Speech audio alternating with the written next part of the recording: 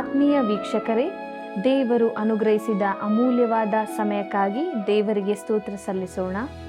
ಕಳೆದ ಕಾರ್ಯಕ್ರಮದಲ್ಲಿ ಸತ್ಯವೇದ ಅಧ್ಯಯನಕ್ಕೆ ಅನುಕೂಲವಾದ 7 ಮೆಟ್ಟಿಲುಗಳಲ್ಲಿ ಮೊದಲನೆಯ ಮೆಟ್ಟಿಲಾದ ಪ್ರಾರ್ಥನೆಯ ವಿಷಯದಲ್ಲಿ ಬಹು ಸ್ಪಷ್ಟವಾಗಿ ಕಲಿತಿದ್ದೇವೆ.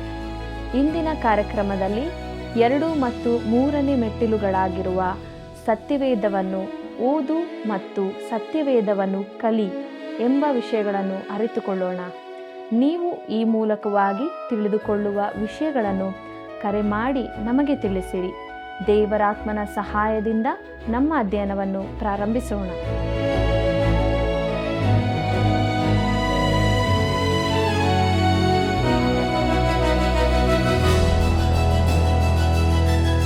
ನಿನ್ನ ನುಡಿಯು ನನ್ನನ್ನು ಚೈತನ್ಯಗೊಳಿಸುತ್ತದೆ. ಆಪತ್ಕಾಲದಲ್ಲಿ ಇದೇ ನನಗೆ ಆದರಣೆ. ಕೀರ್ತನೆಗಳು 119:50 ವಚನ. ಆತ್ಮಿಕ ವೀಕ್ಷಕ ಬಾಂಧವರೇ, ನಿಮಗೆಲ್ಲರಿಗೂ ಪ್ರೀತಿಯ ವಂದನೆಗಳು. ಪ್ರಿಯರೇ, ಕಳೆದ ಸತ್ಯವೇದ ಅಧ್ಯಯನ ಕಾರ್ಯಕ್ರಮದಲ್ಲಿ ತಿಳಿದುಕೊಂಡಂಥ ವಿಷಯವನ್ನು ನಮ್ಮ ಗಮನಕ್ಕೆ ತಂದು ನಮ್ಮ ಧ್ಯಾನದಲ್ಲಿ ಮುಂದುವರಿಯೋಣ. ಸತ್ಯವೇದ ಅಧ್ಯಯನಕ್ಕೆ ಅನುಕೂಲವಾದ ಮೂಲಭೂತವಾದ 7 ಮೆಟ್ಲುಗಳಲ್ಲಿ ಮೊದಲನೆಯದು ಅಂದರೆ ಪ್ರಾರ್ಥನೆಯೊಂದಿಗೆ ಪ್ರಾರಂಭಿಸಿರಿ ಎಂಬ ವಿಷಯವನ್ನು ವಿವರವಾಗಿ ತಿಳ್ಕೊಳ್ಳುವಂತೆ ತಂದೆಯಾದ ದೇವರು ನಮಗೆ ಸಹಾಯ ಮಾಡಿ ನಡೆಸಿದ್ದಾನೆ. ಅದಕ್ಕಾಗಿ ನಾವು ದೇವರನ್ನು ಸ್ತುತಿಸಿ ಕೊಂಡಾಡೋಣ. ಕರ್ತನಲ್ಲಿ ಪ್ರಿಯರೇ, ಈಗ ನಾವು 2ನೆಯ ಮತ್ತು 3ನೆಯ ಮೆಟ್ಲುಗಳನ್ನು ಹತ್ತಲು ಪ್ರಯತ್ನಿಸೋಣ ಮತ್ತು ಅಲ್ಲಿ ದೇವರು ನಮಗೋಸ್ಕರ ಯಾವ ವಿಷಯಗಳನ್ನು ಇಟ್ಟಿದ್ದಾನೆ ಎಂಬುದಾಗಿ ತಿಳಿದುಕೊಳ್ಳೋಣ. ಸತ್ಯವೇದ ಅಧ್ಯಯನದ ಸೂತ್ರಗಳಲ್ಲಿ ಅಥವಾ ಮೆಟ್ಲುಗಳಲ್ಲಿ 2ನೇದು ಸತ್ಯವೇದವನ್ನು ಓದು ಎಂಬುದಾಗಿದೆ. ಪ್ರಿಯರೇ, ಈ 2ನೇ ಮಾರ್ಗದರ್ಶಿ ಸೂತ್ರವು ಅತಿಯಾಗಿ ಸರಳವಾಗಿ ಮಾಡಿದಂತೆ ಕಾಣಬಹುದು.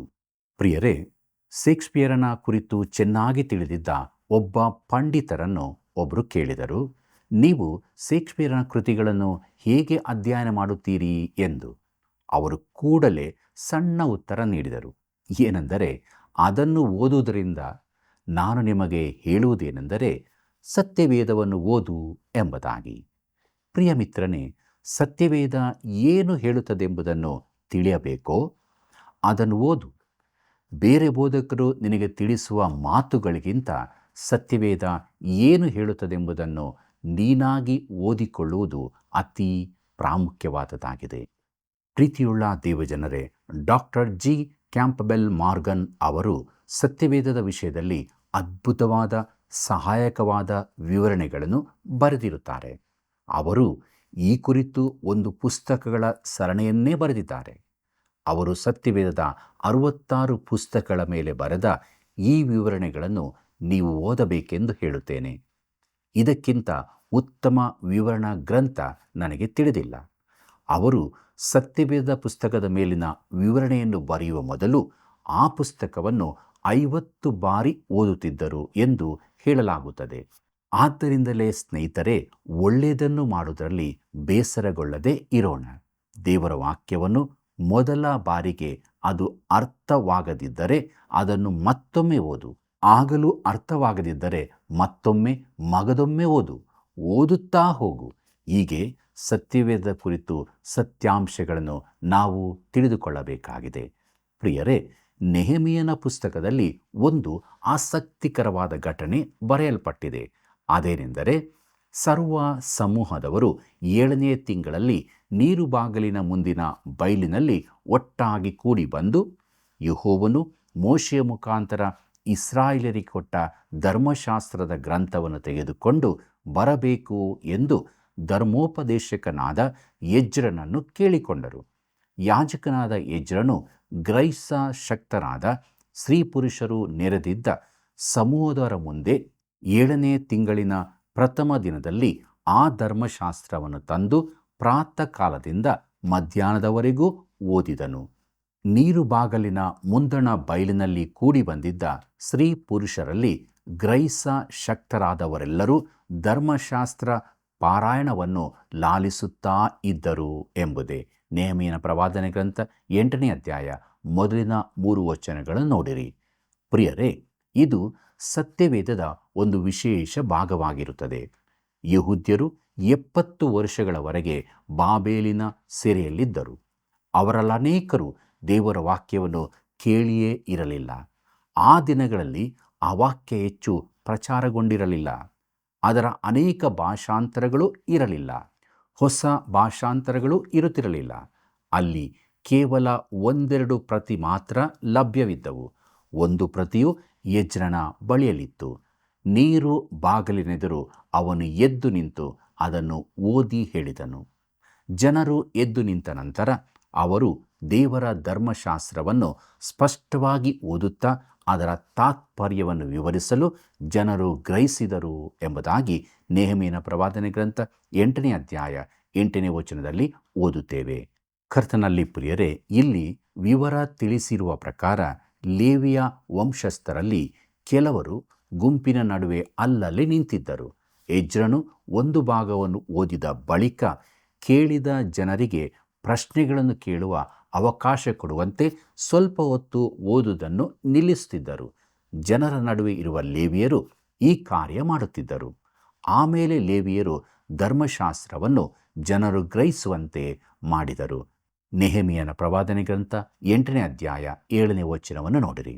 ಪ್ರಿಯರೇ, ಅವರು ಜನರಿಗೆ ದೇವರ ಗ್ರಂಥವನ್ನು ಓದಿ ಹೇಳಿದ್ದು ಮಾತ್ರವಲ್ಲದೆ ಜನರು ಅವುಗಳನ್ನು ಅರ್ಥ ಮಾಡಿಕೊಳ್ಳುವಂತೆ ಮಾಡುತ್ತಿದ್ದರು. ಪ್ರಿಯರೇ, ನಾವು ಸತ್ಯವೇದವನ್ನು ಓದಬೇಕಾಗಿದೆ. ದೇವರ ವಾಕ್ಯ ಅಧ್ಯಯನ ಮಾಡದಂತೆ ಈ ದಿನಗಳಲ್ಲಿ ಅನೇಕ ಅಡ್ಡಿಗಳು ಉಂಟಾಗುತ್ತಿವೆ. ಅತ್ಯಂತ ಹೆಚ್ಚಿನ ಅಡ್ಡಿಯು ಸಭೆಯದೇ ಆಗಿರುತ್ತದೆ. ಸಭೆಯಲ್ಲಿ ಅನೇಕ ಸಮಿತಿ ಕೂಟಗಳಿದ್ದು ಆಗಾಗ ಭೋಜನ ಕೂಟಗಳು, ಮನೋರಂಜನಾ ಕಾರ್ಯಕ್ರಮಗಳು ನಡೆಯುತ್ತಿರುತ್ತವೆ. ಈ ಕಾರಣಗಳಿಂದಾಗಿ ಅನೇಕ ಸಭೆಗಳಲ್ಲಿ ದೇವರ ವಾಕ್ಯದ ಗೋಜಿಗೆ ಹೋಗುವುದಿಲ್ಲ. ಅನೇಕ ಸಭೆಗಳಲ್ಲಿ ಬೋಧನಾ ಕಾರ್ಯಗಳನ್ನೇ ಬಿಟ್ಟುಬಿಟ್ಟಿದ್ದಾರೆ. ಅದರ ಬದಲಿಗೆ ಜನರು ತಮ್ಮ ಅಭಿಪ್ರಾಯಗಳನ್ನು ಹೇಳಿಕೊಳ್ಳುವುದಕ್ಕಾಗಿ ತಮ್ಮ ಅನಿಸಿಕೆಗಳನ್ನು ಹೇಳಿಕೊಳ್ಳಲು ಅವಕಾಶ ಕೊಡುತ್ತಾರೆ. ಇದಕ್ಕಿಂತ ಹೆಚ್ಚಿನ ವ್ಯರ್ಥ ಸಮಯ ಕಳೆಯುವುದು ಬೇರೊಂದಿಲ್ಲವೆಂದು ನನ್ನ ಅನಿಸಿಕೆ. ಒಬ್ಬ ಸೋಮಾರಿ ಬೋಧಕನಿಗೆ ಪ್ರಸಂಗ ಮಾಡದೆ ತಪ್ಪಿಸಿಕೊಳ್ಳಲು ಇದೊಂದು ಉತ್ತಮ ನೆವನವಾಗಿರುತ್ತದೆ. ಸತ್ಯವೇದದ ಕುರಿತು ಅತಿಯಾಗಿ ಅಜ್ಞಾನಿಗಳಾಗಿರುವವರು ಸಭಾ ಸದಸ್ಯರುಗಳೇ ಎಂದು ನನ್ನ ಭಾವನೆ. ಅವರಿಗೆ ದೇವರ ವಾಕ್ಯದ ಕುರಿತು ಏನೂ ಗೊತ್ತಿರುವುದಿಲ್ಲ. ಸಾಧಾರಣ ಸಭೆಗಳಲ್ಲಿ ಸತ್ಯವೇದವನ್ನು ಕಲಿಸಿ ಅನೇಕ ವರ್ಷಗಳೇ ಆಗಿರಬಹುದು. ನಾವು ಸತ್ಯವೇದವನ್ನು ಓದಬೇಕು ಪ್ರಿಯರೇ, ಅದರ ಆಳಕ್ಕೆ ಇಳಿಯಬೇಕು. ನಮಗೆ ಇಷ್ಟವಾದ ಕೆಲವು ವಚನಗಳನ್ನು ಓದಿ ಬಿಡುವುದಲ್ಲ, ಪೂರ್ಣ ಸತ್ಯವೇದವನ್ನು ಓದಬೇಕು. ಆ ಮೂಲಕ ಮಾತ್ರವೇ ನಾವು ಸತ್ಯವೇದವನ್ನು ತಿಳಿದುಕೊಳ್ಳಬಹುದು. ಇದು ದೇವರ ಮಾರ್ಗವಾಗಿದೆ. ನಾನು ಸತ್ಯವೇದವನ್ನು ಓದುವಾಗ ನನಗೆ ಸತ್ಯವೇದ ಗೊತ್ತಿದೆ ಎಂದು ನೆನೆಸಿದ್ದೆ. ಅಲ್ಲಲ್ಲಿನ ಕೆಲವು ಭಾಗಗಳನ್ನು ಓದುತ್ತಿದ್ದೆ. ಯೋಹಾನನ ಕೆಲವು ಭಾಗ, ಮತ್ತಾಯನಿಂದ ಆದಿಕಾಂಡದ ಹಲವು ಭಾಗ, ಇಲ್ಲವೇ ಯೆಶಾಯನಿಂದ ಕೆಲವು ಅಧ್ಯಾಯ, ಕೆಲವು ಕೀರ್ತನೆಗಳು, ಅದರಲ್ಲೂ 23ನೇ ಕೀರ್ತನೆ, ರೋಮಾಪುರದವರಿಗೆ ಬರೆದ ಪತ್ರಿಕೆ 12ನೇ ಅಧ್ಯಾಯ, ಜ್ಞಾನೋಕ್ತಿಯ ಮೊದಲ ಭಾಗ. ಹೀಗೆ ನನಗೆ ಸತ್ಯವೇದ ಗೊತ್ತಿದೆ ಎಂದು ನೆನೆಸಿದ್ದೆ.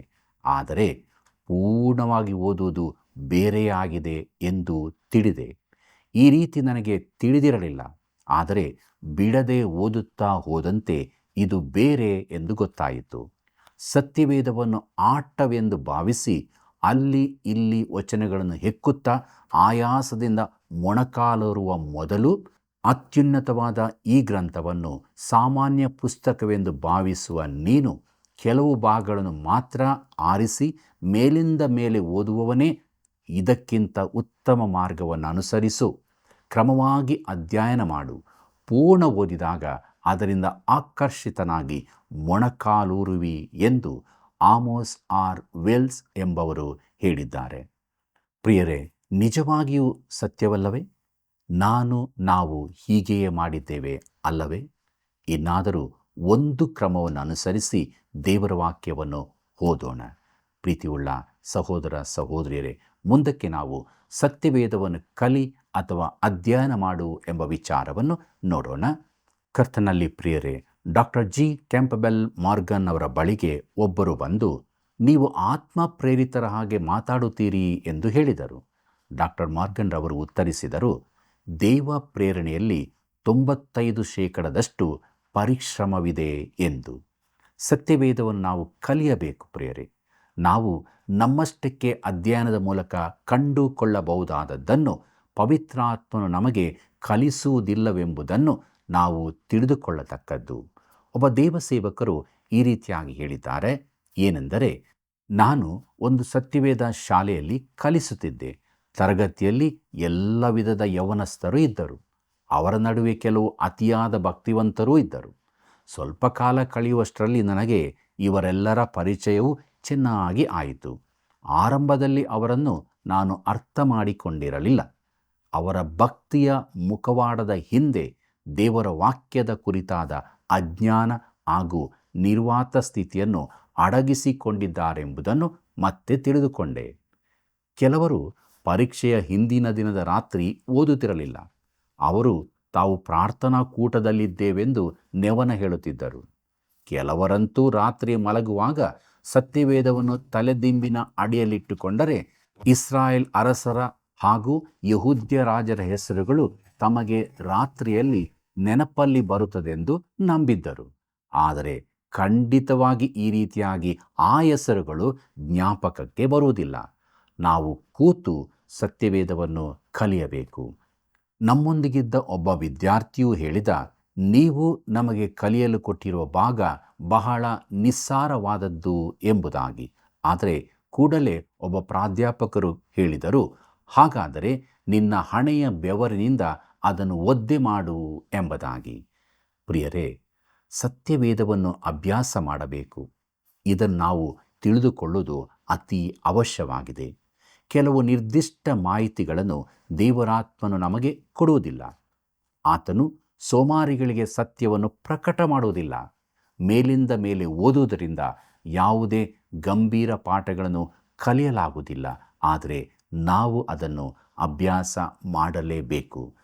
ಪ್ರಿಯರೇ, ಸತ್ಯವೇದದ ಧ್ಯಾನಪೂರ್ವಕವಾದ ಓದನ್ನು ನಾನು ಬೆಂಬಲಿಸುವುದಿಲ್ಲವೆಂದು ಹೇಳಿದರೆ ನಿಮಗೆ ಆಶ್ಚರ್ಯವಾಗಬಹುದು. ಆದರೆ ಅನೇಕ ವರ್ಷಗಳ ನನ್ನ ಅನುಭವದಿಂದ ನಾನು ತಿಳುಕೊಂಡದ್ದೇನೆಂದರೆ, ಈ ರೀತಿ ಧ್ಯಾನಪೂರ್ವಕವಾಗಿ ಓದುವವರು ತಮ್ಮ ಪ್ರಾಮಾಣಿಕ ಧ್ಯಾನದ ಹೊರತಾಗಿಯೂ ಸತ್ಯವೇದದ ಕುರಿತಾಗಿ ಅಜ್ಞಾನಿಗಳೇ ಆಗಿರುತ್ತಾರೆ. ಒಮ್ಮೆ ನಾನು ಕೂಟಗಳನ್ನು ನಡೆಸುವುದಕ್ಕೆ ಹೋದಾಗ ಅಲ್ಲಿನ ಒಂದು ಕುಟುಂಬದೊಂದಿಗೆ 1 ವಾರಕ್ಕಿಂತಲೂ ಹೆಚ್ಚು ಕಾಲ ಉಳಿದುಕೊಂಡಿದ್ದೆ. ಪ್ರತಿದಿನ ಬೆಳಗಿನ ಉಪಹಾರಕ್ಕಿಂತ ಮುಂಚೆ ನಾವು ಸತ್ಯವೇದ ಅಭ್ಯಾಸ ಮಾಡುತ್ತಿದ್ದೆವು.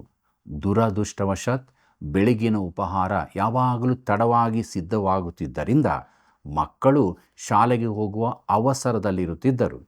ಅವರಿಗೆ ಅಂದು ಓದಿದ ಭಾಗ ಖಂಡಿತವಾಗಿ ತಿಳಿದಿರಲಾರದೆಂದು ನಾನು ನೆನೆಸ್ತೇನೆ. ತಂದೆಯು ಕೆಲಸಕ್ಕೆ ಹೋಗುವ ಆತುರದಲ್ಲಿರುತ್ತಿದ್ದರಿಂದ ಸತ್ಯವೇದ ಓದುವುದನ್ನು ಚುರುಕಾಗಿಯೇ ಮುಗಿಸುತ್ತಿದ್ದರು. ಯಾವಾಗಲೂ ಅವರು ಹೇಳುತ್ತಿದ್ದರು, ನಮಗೆ ಹೆಚ್ಚು ಸಮಯವಿಲ್ಲದರಿಂದ ನಾನು ಪರಿಚಿತವಾದ ಭಾಗವನ್ನು ಓದುತ್ತೇನೆ ಎಂದು. ಅವರ ಮಾತು ಸತ್ಯವಾಗಿತ್ತು. ಪ್ರಿಯರೇ, ವಾಕ್ಯ ಓದುವುದು ಮುಗಿಯುವಾಗ ಕೋವಿಯಿಂದ ಆರಿದ ಗುಂಡಿನಂತೆ ಮಕ್ಕಳಿಬ್ಬರು ಶಾಲೆಗೆ ಓಡಿಬಿಡುತ್ತಿದ್ದರು. ಅಷ್ಟೇ ವೇಗದಲ್ಲಿ ತಂದೆಯು ಹೊರಗೋಡುತ್ತಿದ್ದನು. ತಾಯಿ ಪಾತ್ರೆ ತೊಳೆಯುವ ಕೆಲಸ ಹಿಡಿಯುತ್ತಿದ್ದಳು. ಆಕೆ ಓದಿದ ವಾಕ್ಯ ಭಾಗವನ್ನು ನಿಜವಾಗಿ ಕೇಳಿದ್ದಾಳೋ ಎಂದು ನನಗೆ ಸಂಶಯ. ಅಲ್ಲಿಯೇ ನಾನು ತೀರ್ಮಾನಿಸಿದ್ದೇನೆಂದರೆ, ನನ್ನ ಮನೆಯಲ್ಲಿ ಈ ರೀತಿಯ ಸತ್ಯವೇದ ಅಧ್ಯಯನ ಮಾಡುವುದಿಲ್ಲ ಎಂಬುದಾಗಿ. ನನ್ನ ಮನೆಯವರೆಲ್ಲರೂ ಸತ್ಯವೇದವನ್ನು ತಾವಾಗಿ ಓದಿಕೊಳ್ಳುವಂತೆ ಪ್ರೋತ್ಸಾಹಿಸುತ್ತಿದ್ದೆ. ಈ ರೀತಿ ಓದುವುದರಿಂದ ಮಾತ್ರವೇ ನಿಜವಾದ ಲಾಭ ಉಂಟಾಗುತ್ತದೆ. ಒಂದು ವೇಳೆ ಯಾರಾದರೂ ಕೇಳಬಹುದು, ನಾನು ರಾತ್ರಿಯಲ್ಲಿ ದಿನ ಮುಗಿದ ಬಳಿಕ ನನ್ನ ಧ್ಯಾನವನ್ನು ಮಾಡುತ್ತೇನೆಂದು. ಅದು ಖಂಡಿತವಾಗಿ ಮಲಗಲು ಹೋಗುವ ಮೊದಲಲ್ಲವೇ? ಪ್ರಿಯ ಮಿತ್ರನೇ, ಈಗಾಗಲೇ ನಿನ್ನ ಒಂದು ಕಾಲು ಹಾಸಿಗೆಯಲ್ಲಿರುತ್ತದೆ, ಒಂದು ಕಣ್ಣು ಹೆಚ್ಚು ಕಡಿಮೆ ಮುಚ್ಚಿರುತ್ತದೆ. ಆಗ ನೀನು ಸತ್ಯವೇದ ಭಾಗವನ್ನು ಓದಲು ತೆರೆಯುತ್ತಿ. ಆ ರೀತಿಯಲ್ಲಿ ನಿನ್ನ ಗಣಿತ ಪಾಠವನ್ನು ನೀನು ಕಲಿಯಲು ಸಾಧ್ಯವಿಲ್ಲ. ಸಾಹಿತ್ಯಾಭ್ಯಾಸ ಮಾಡಲಿಕ್ಕಾಗದು. ಹಾಗಾದರೆ ಸತ್ಯವೇದವನ್ನು ಕೂಡ ಈ ರೀತಿಯಾಗಿ ಕಲಿಯಲು ಸಾಧ್ಯವಿರುವುದಿಲ್ಲ. ನೀನು ಸತ್ಯವೇದವನ್ನು ಅಭ್ಯಾಸ ಮಾಡಬೇಕು. ಅದಕ್ಕೆ ಪೂರ್ಣ ಸಮಯ ಕೊಡಲಿಕ್ಕಾಗುವಾಗ ಮಾತ್ರ ಅದನ್ನು ಓದಬೇಕು. ನಿನಗೆ ಸಮಯ ಸಿಗದಿದ್ದರೆ ಅದಕ್ಕಾಗಿ ಪ್ರತ್ಯೇಕವಾಗಿರಿಸಿಕೊ. ಒಂದು ದಿನ ಅರ್ಧ ತಾಸು, ಇನ್ನೊಂದು ದಿನ 1 ತಾಸು, ಹೀಗೆ ವಿಂಗಡಿಸಿಕೊ. ನಿನ್ನ ಕಾರ್ಯಕ್ರಮಕ್ಕೆ ಸರಿಯಾಗಿ ಹೊಂದಿಸಿಕೊ. ನಾನು ಯಾವ ನಿರ್ದಿಷ್ಟ ಸೂತ್ರವನ್ನು ಹೇಳುವುದಿಲ್ಲ, ಆದರೆ ಪ್ರತಿಯೊಬ್ಬನೂ ತಾನಾಗಿಯೇ ಸತ್ಯವೇದ ಓದಬೇಕೆಂದು, ಮಕ್ಕಳು ತಾವಾಗಿ ಸತ್ಯವೇದವನ್ನು ಓದುವಂತೆ ಅವರನ್ನು ಪ್ರೋತ್ಸಾಹಿಸಬೇಕೆಂದು ಹೇಳುತ್ತೇನೆ. ಕರ್ತನಲ್ಲಿ ಪ್ರಿಯರೇ, ಕೆಲವರು ಧ್ಯಾನಕ್ಕಾಗಿ ವಾಕ್ಯವನ್ನು ಒಟ್ಟಾಗಿ ಓದಲು ಬಯಸುತ್ತಾರೆ. ಕರ್ತನು ನಿಮ್ಮನ್ನು ಆ ರೀತಿ ನಡೆಸುವುದಾದರೆ ಅದು ಒಳ್ಳೆಯದೇ ಆಗಿದೆ. ಆದರೆ ಆ ರೀತಿ ಮಾಡುವಾಗ 20 ವರ್ಷ ಕಳೆದರೂ ನೀವು ಒಳ್ಳೆಯ ಸತ್ಯವೇದ ವಿದ್ಯಾರ್ಥಿಗಳಾಗಲಾರೆಂದು ನಾನು ಹೇಳುತ್ತೇನೆ. ಪ್ರಿಯ ಮಿತ್ರನೇ, ನೀನು ನಿನ್ನಷ್ಟಕ್ಕೆ ಸತ್ಯವೇದವನ್ನು ಸ್ವತಃ ಓದಬೇಕು. ಇದನ್ನು ದೇವರು ಬಯಸುತ್ತಾನೆ. ಜಾನ್ ವೆಸ್ಲಿ ಎಂಬವರು ಒಂದೇ ಪುಸ್ತಕದ ಮನುಷ್ಯನೆಂದು ಹೇಳಲಾಗುತ್ತದೆ. ಅವರನ್ನು ಆ ರೀತಿ ಮಾಡಿದ್ದು ಯಾವುದು? ಅವರು ಪ್ರತಿದಿನ ಮುಂಜಾನೆ 4 ಅಥವಾ 5 ಗಂಟೆಗೆ ಎದ್ದು ಸತ್ಯವೇದವನ್ನು ಓದುತ್ತಿದ್ದರು. ಅದು ಬೇರೆ ಬೇರೆ ಭಾಷೆಗಳಲ್ಲಿ. ಅವರು ಸತ್ಯವೇದವನ್ನು ನಿಜವಾಗಿ ಅಭ್ಯಾಸ ಮಾಡಿದವರಾಗಿದ್ದರು. ನೀವು ನಾವಾಗಿ ಓದಿ ಕಲಿತು ಅದರ ಸತ್ಯಾರ್ಥಗಳನ್ನು ನಮ್ಮದಾಗಿಸಿಕೊಳ್ಳಬೇಕು. ಪ್ರಿಯರೇ, ನನ್ನ ಆತ್ಮೀಯರೇ, ಸತ್ಯವೇದ ಅಧ್ಯಯನದ 2 ಮತ್ತು 3ನೇ ಮೆಟ್ಟಲುಗಳನ್ನು ಹತ್ತಲು ದೇವರಾತ್ಮನು ತಾನೇ ನಮಗೆ ಸಹಾಯ ಮಾಡಿದ್ದಾನೆ. ದೇವರಿಗೆ ಮಹಿಮೆ ಉಂಟಾಗಲಿ. ಪ್ರಿಯರೇ, ಅರಸನಾದ ದಾವೀದನ ಜೀವಿತವನ್ನು ನಾವು ನೋಡುವಾಗ ಅವನು ದೇವರ ವಾಕ್ಯ ಅಂದರೆ ಧರ್ಮಶಾಸ್ತ್ರಕ್ಕೆ ನೀಡಿದ ಪ್ರಾಮುಖ್ಯತೆಯನ್ನು ಕಂಡುಕೊಳ್ಳುತ್ತೇವೆ. 119ನೇ ಕೀರ್ತನೆಯ 77ನೇ ವಚನದಲ್ಲಿ ನಿನ್ನ ಧರ್ಮಶಾಸ್ತ್ರವೇ ನನ್ನ ಆನಂದವಾಗಿದೆ ಎಂಬುದಾಗಿ ಓದುತ್ತೇವೆ. ಇಷ್ಟೇ ಅಲ್ಲ, ಇನ್ನು ಅನೇಕ ಕಡೆಗಳಲ್ಲಿ ಅರಸನಾದ ದಾವೀದನು ದೇವರ ವಾಕ್ಯದ ಕಡೆಗೆ ತನಗಿದ್ದ ಗೌರವವನ್ನು, ಭಕ್ತಿಯನ್ನು, ಪ್ರೀತಿಯನ್ನು ಹಾಗೂ ಆನಂದವನ್ನು ಸುಂದರವಾಗಿ ವ್ಯಕ್ತಪಡಿಸಿರುವುದನ್ನು ನಾವು ಕಾಣುತ್ತೇವೆ. ಈ ವಿಶೇಷವಾದ ಸಮಯದಲ್ಲಿ ನಮ್ಮನ್ನು ನಾವು ಪರೀಕ್ಷಿಸಿಕೊಳ್ಳೋಣ. ಪ್ರಿಯರೇ, ದೇವರ ವಾಕ್ಯವನ್ನು ಎಷ್ಟು ಓದುತ್ತಾ ಇದ್ದೇವೆ? ಅದನ್ನು ಎಷ್ಟು ಅಭ್ಯಾಸಿಸ್ತಾ ಇದ್ದೇವೆ? ಒಂದು ವೇಳೆ ಹಾಗೆ ಮಾಡುತ್ತಾ ಇಲ್ಲದಿದ್ದರೆ ಇನ್ನು ಮೇಲೆ ನಾವು ಮನಪೂರ್ವಕವಾಗಿ ಪ್ರಾರಂಭಿಸೋಣ. ದೇವರ ಸಹಾಯಕ್ಕಾಗಿ ಆತನ ಹತ್ತಿರ ಬೇಡಿಕೊಳ್ಳೋಣ. ಖಂಡಿತವಾಗಿ ದೇವರು ನಮಗೆ ಸಹಾಯ ಮಾಡುತ್ತಾನೆ. ದೇವರು ನಮ್ಮೊಂದಿಗೆ ಮಾತನಾಡಲು ಸದಾ ಸಿದ್ಧನಾಗಿದ್ದಾನೆ. ನಾವು ಆತನ ಪ್ರಸನ್ನತೆಯಲ್ಲಿ ಸಮಯವನ್ನು ಕಳೆಯಲು ಸಿದ್ಧರಿದ್ದೇವಾ? ದಯವಿಟ್ಟು ಗಂಭೀರವಾಗಿ ಯೋಚಿಸಿರಿ. ನಮ್ಮ ಸಮಯವನ್ನು ಯಾವ ರೀತಿ ಕಳೆಯುತ್ತಾ ಇದ್ದೇವೆ? ದೇವರು ನಮಗೆ ಎಲ್ಲವನ್ನು ಕೊಟ್ಟಿದ್ದಾನೆ ಅಲ್ಲವೇ? ನಮಗೆ ಜ್ಞಾನ ಕೊಟ್ಟಿದ್ದಾನೆ, ತಿಳುವಳಿಕೆ ಕೊಟ್ಟಿದ್ದಾನೆ, ವಿದ್ಯೆ ಕೊಟ್ಟಿದ್ದಾನೆ, ನಮಗೆ ಬೇಕಾದ ಎಲ್ಲವನ್ನು ಕೊಟ್ಟಿದ್ದಾನೆ. ಆದರೆ ನಾವು ಯಾವ ರೀತಿಯಲ್ಲಿ ದೇವರು ಕೊಟ್ಟಂಥ ಅಮೂಲ್ಯವಾದ ಸಮಯವನ್ನು ಕಳೆಯುತ್ತಾ ಇದ್ದೇವೆ? ನಮಗೆ ಇಷ್ಟ ಬಂದ ಹಾಗೆಯೋ, ಅಥವಾ ಬೇರೆಯವರನ್ನು ನೋಡಿಯೋ, ಅಥವಾ ಇಹಲೋಕದ ಎಲ್ಲ ಇಚ್ಛೆ ಆಶೆಗಳನ್ನು ಅನುಭವಿಸಬೇಕು ಎಂಬುದಾಗಿ ಸಮಯವನ್ನು ಕಳೆಯುತ್ತಾ ಇದ್ದೇವೆಯೋ? ಪ್ರಿಯರೇ, ದೇವರ ವಾಕ್ಯ ಯಾವಾಗಲೂ ನಮ್ಮ ಸಂಗಡ ಮಾತನಾಡುತ್ತದೆ. ನಾವು ಸಮಯವನ್ನು ವ್ಯರ್ಥವಾಗಿ ಕಳೆಯಬಾರದು ಎಂಬುದಾಗಿ ಅದು ಎಚ್ಚರಿಸುತ್ತದೆ, ಬೋಧಿಸುತ್ತದೆ. ಆದುದರಿಂದ ಪ್ರೀತಿಯುಳ್ಳ ವೀಕ್ಷಕರೇ, ಸಮಯವು ಬಹು ಬೆಲೆಯುಳ್ಳದ್ದು. ಅದನ್ನು ಉಪಯುಕ್ತವಾಗಿ ನಾವು ಕಳೆಯುವರಾಗಬೇಕು. ಯಾಕಂದರೆ ಒಂದು ದಿವಸ ನಾವೆಲ್ಲರೂ ನ್ಯಾಯಾಧೀಶನಾದಂಥ ಯೇಸು ಕ್ರಿಸ್ತನ ಮುಂದೆ ನಿಲ್ಲಬೇಕಾಗುತ್ತದೆ. ಎಲ್ಲಿ ನಾವು ಹೇಗೆ ಜೀವಿಸುತ್ತಾ ಇರುತ್ತೇವೆ ಎಂಬುದು ಎಲ್ಲವೂ ಆ ದಿವಸ ಬಟ್ಟ ಬಯಲಾಗಿ ನಮ್ಮ ಮುಂದೆ ಕಂಡುಬರುತ್ತದೆ. ಆಗ ನಮಗೆ ತಪ್ಪಿಸಿಕೊಳ್ಳಲು ಸಾಧ್ಯವೇ ಇಲ್ಲ. ಪ್ರಿಯರೇ, ಆದ್ದರಿಂದ ಕೃಪಾಸಮಯ ನಮ್ಮ ಜೊತೆ ಇರುವಾಗ, ದೇವರು ಮೇಲಿಂದ ಮೇಲೆ ನಮಗೆ ಅವಕಾಶಗಳನ್ನು ಕೊಡುತ್ತಿರುವಾಗ ಆತನ ವಾಕ್ಯದೊಂದಿಗೆ ನಾವು ಸಮಯ ಕಳೆಯುವರಾಗಬೇಕು. ಆತನ ವಾಕ್ಯವನ್ನು ಓದುವುದು ಮಾತ್ರವಲ್ಲ, ಅದನ್ನು ಅಭ್ಯಾಸ ಮಾಡಬೇಕು. ಪ್ರಿಯರೇ, ಸೈತಾನನು ನಾನಾ ರೀತಿಯ ನೆವಗಳು ನಮ್ಮ ಮುಂದೆ ತರುತ್ತಾನೆ. ಅವನ ಮಾತಿಗೆ ಕಿವಿಗೊಡದೆ ಇರೋಣ. ದೇವರ ಮಾತಿಗೆ ವಿಧೇಯರಾಗೋಣ. ಆತನ ವಾಕ್ಯದಲ್ಲಿ ಸಂತೋಷ ಪಡೋಣ. ಆತನ ವಾಕ್ಯದಲ್ಲಿ ಆನಂದ ಪಡೋಣ. ಯಾಕಂದರೆ ಆತನ ವಾಕ್ಯವೇ ನಿತ್ಯ ಜೀವವಾಗಿದೆ. ಆದ್ದರಿಂದಲೇ ನಾವು ಪರಲೋಕ ರಾಜ್ಯವನ್ನು ಸೇರುತ್ತೇವೆ. ಆತನ ವಾಕ್ಯವು ನಮ್ಮನ್ನು ಶುದ್ಧೀಕರಿಸುತ್ತದೆ. ಆತನ ವಾಕ್ಯವು ನಮ್ಮನ್ನು ಆತ್ಮಿಕವಾಗಿ ಬೆಳೆಸುತ್ತದೆ. ಆದ್ದರಿಂದ ಪೇತ್ರನು ಹೇಳಿದ್ದ, ಸ್ವಾಮಿ, ನಿನ್ನನ್ನು ಬಿಟ್ಟು ಇನ್ನಾರ ಬಳಿಗೆ ಹೋಗೋಣ? ನಿನ್ನಲ್ಲಿ ನಿತ್ಯ ಜೀವನುಂಟು ಮಾಡುವ ವಾಕ್ಯಗಳು ಉಂಟು ಎಂಬುದಾಗಿ. ದೇವರು ನಮಗೆ ಅದನ್ನೇ ಕೊಟ್ಟಿದ್ದಾನೆ ಪ್ರೇರಿ. ಜೀವವುಳ್ಳ ವಾಕ್ಯವನ್ನು ಕೊಟ್ಟಿದ್ದಾನೆ. ಇದನ್ನು ಪ್ರೀತಿ ಮಾಡೋಣ, ಇದರಲ್ಲಿ ಸಂತೋಷ ಪಡೋಣ, ಇದನ್ನು ಓದೋಣ ಮತ್ತು ಇದನ್ನು ಅಭ್ಯಾಸ ಮಾಡೋಣ.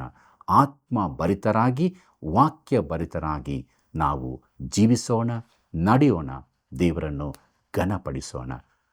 ನಾವರೊಟ್ಟಾಗಿ ಪ್ರಾರ್ಥನೆ ಮಾಡಿಕೊಳ್ಳೋಣ. ಪ್ರೀತಿ ಸ್ವರೂಪನಾದ ದೇವರೇ, ನೀನು ವಾಕ್ಯವಾಗಿದ್ದಿ. ನಿನ್ನ ವಾಕ್ಯದಲ್ಲಿ ನಾವು ಸಂತೋಷ ಪಡಬೇಕು, ಅಭ್ಯಾಸ ಮಾಡಬೇಕೆಂಬುದಾಗಿ ನೀನು ಹೇಳಿದ್ದಿ. ನಾವು ನಮ್ಮ ಸಮಯವನ್ನು ವ್ಯರ್ಥವಾಗಿ ಕಳೆಯದೆ ನಿನ್ನ ವಾಕ್ಯದಲ್ಲಿ ಸಂತೋಷ ಪಡುತ್ತಾ, ದಿನನಿತ್ಯವೂ ಅದಕ್ಕೋಸ್ಕರ ಸಮಯ ಕೊಡುತ್ತಾ, ನಿನ್ನ ಬಲವನ್ನು ಹೊಂದಿದವರಾಗಿ ನಿತ್ಯ ಜೀವದ ನಿರೀಕ್ಷೆಯಲ್ಲಿ ಜೀವಿಸುವುದಕ್ಕೆ ನಮಗೆ ಸಹಾಯ ಮಾಡು. ನಮ್ಮ ಎಲ್ಲ ವೀಕ್ಷಕ ಬಾಂಧವರ ಪ್ರಾರ್ಥನೆಗಳನ್ನು ಆಲಿಸು ದೇವರೇ. ಅವರಿರುವಂಥ ಸ್ಥಳದಲ್ಲಿ ಅವರನ್ನು ಬಲಪಡಿಸು. ನಿನ್ನ ವಾಕ್ಯವನ್ನೇ ಕಳಿಸಿಕೊಡು. ಆ ಮೂಲಕ ಅವರು ಸ್ಥಿರಚಿತ್ತದ ಜೀವಿತವನ್ನು ಜೀವಿಸುವುದಕ್ಕೆ ಸಹಾಯ ಮಾಡು. ಯೇಸುವಿನ ನಾಮದಲ್ಲಿ ಬೇಡಿದ್ದೇವೆ ತಂದೆಯೇ, ಆಮೆನ್. ಪ್ರಿಯರೇ, ದೇವರ ವಾಕ್ಯಗಳನ್ನು ಕ್ರಮಬದ್ಧವಾಗಿ ಓದಬೇಕು. ಅಲ್ಲಿ ಸ್ವಲ್ಪ ಇಲ್ಲಿ ಸ್ವಲ್ಪ ಅಲ್ಲ, ಅರ್ಥವಾಗುವವರೆಗೆ ಓದಬೇಕು ಎಂದು ಮಹಾನ್ ವ್ಯಕ್ತಿಗಳು ತಿಳಿಸಿದ್ದಾರೆ ಮತ್ತು ಅದನ್ನು ಕಲಿಯಬೇಕು. ಓದಿದರೆ ಸಾಲದು, ಓದಿದ ಭಾಗವನ್ನು ಕಲಿಯಬೇಕು, ಅದನ್ನು ಜೀವಿತಕ್ಕೆ ಅಳವಡಿಸಿಕೊಳ್ಳಬೇಕು. ದೇವರ ವಾಕ್ಯ ಧ್ಯಾನಕ್ಕೆ ಸಮಯ ಕೊಟ್ಟಾಗಲೇ ನಮ್ಮ ಜೀವಿತದಲ್ಲಿ ದೇವರ ನಡೆಸುವಿಕೆಯನ್ನು ತಿಳಿದುಕೊಳ್ಳುತ್ತೇವೆ. ಪ್ರಿಯ ವೀಕ್ಷಕರೇ, ಇಂದಿನ ಕಾರ್ಯಕ್ರಮದಲ್ಲಿ ನೀವು ಕಂಡುಕೊಂಡ ಸತ್ಯ ಸಂಗತಿಗಳನ್ನು, ನಿಮ್ಮ ಅಭಿಪ್ರಾಯಗಳನ್ನು ನಮಗೆ ಕರೆ ಮಾಡಿ ತಿಳಿಸಿರಿ. ಮುಂದಿನ ಕಾರ್ಯಕ್ರಮ ವೀಕ್ಷಿಸಲು ಪ್ರಾರ್ಥನಾಪೂರ್ವಕವಾಗಿ ಸಿದ್ಧರಾಗಿರಿ. ವಂದನೆಗಳು.